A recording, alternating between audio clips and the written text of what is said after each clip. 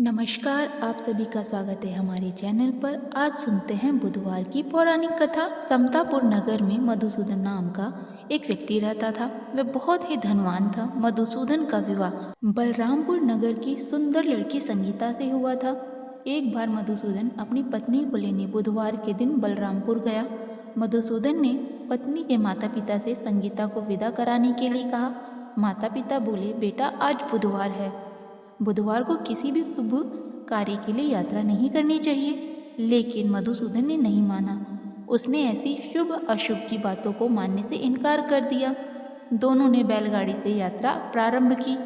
2 कोस की यात्रा करने के बाद उनकी बैलगाड़ी का एक पहिया टूट गया। वहाँ से दोनों ने पैदल ही यात्रा शुरू की। रास्ते में संगीता को प्यास लगी। मधुसूदन उसे एक पेड़ के नीचे बैठाकर जल लेने चला गया।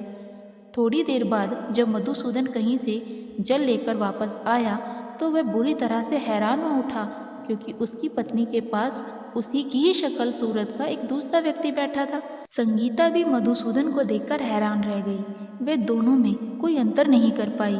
मधुसूदन ने उस व्यक्ति से पूछा, तुम कौन हो और मेरी पत्नी के साथ क्यों बैठे हो? मधुसूदन की बात सुनकर उस व्यक्ति ने कहा, अरे भाई, ये मेरी पत्नी संगीता है।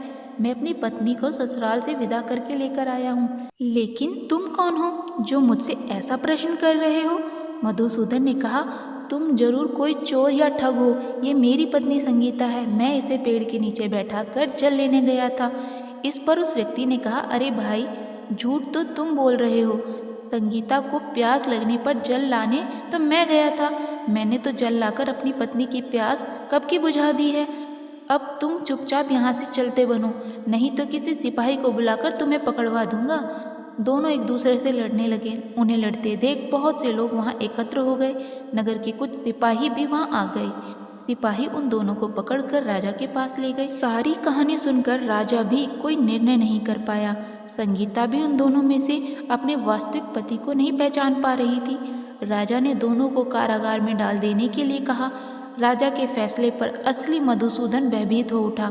तभी आकाशवाणी हुई, मधुसूदन, तूने संगीता के माता पिता की बात नहीं मानी और बुधवार के दिन अपनी ससुराल से प्रस्थान किया। ये सब भगवान बुद्धदेव के प्रकोप से ही हो रहा है। मधुसूदन ने भगवान बुद्धदेव की प्रार्थना की कि हे भगवान बुद्धदेव, मुझे क्षमा कर दीजिए। मुझसे बहुत बड़ी गलती हो गई। भविष्य में मैं अब कभी बुधवार के दिन यात्रा नहीं करूंगा और सदैव बुधवार को आपका व्रत किया करूंगा। मधुसूदन के प्रार्थना करने से भगवान बुद्धदेव ने उसे क्षमा कर दिया। तभी दूसरा व्यक्ति राजा के सामने से गायब हो गया।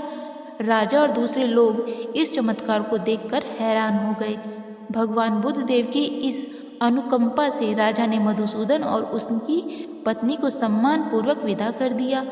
कुछ दूर चलने पर रास्ते में उन्हें बैलगाड़ी मिल गई। बैलगाड़ी का टूटा हुआ पहिया भी जुड़ा हुआ था। दोनों उसमें बैठकर समतापुर की ओर चल दिए।